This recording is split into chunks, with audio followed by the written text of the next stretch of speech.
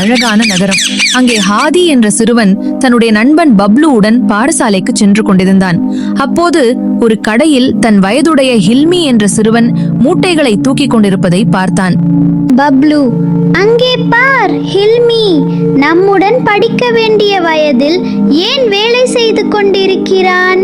அவனுக்கு அப்பா இல்ல ஹாதி, அவர் ரொம்ப ஏழை, அதான் ரஹீம் மாமாவின் கடையில் வேலை செய்கிறான். இதை கேட்ட ஹாதி நேராக ரஹீம் மாமாவிடம் சென்றார். ரஹீம் மாமா, அஸ்ஸலாமு அலைக்கும். வலைக்கும் அஸ்ஸலாம் தம்பி. ஹில்மி ஏன் பள்ளிக்கு வராமல் இங்கே வேலை செய்கிறான்? அவனுக்கு வருமானம் வேணும் இல்லையா, அதான் வேலைக்கு சேர்த்திருக்கிறான். அவனுக்கு இது உதவியாகத்தானே இருக்கும்.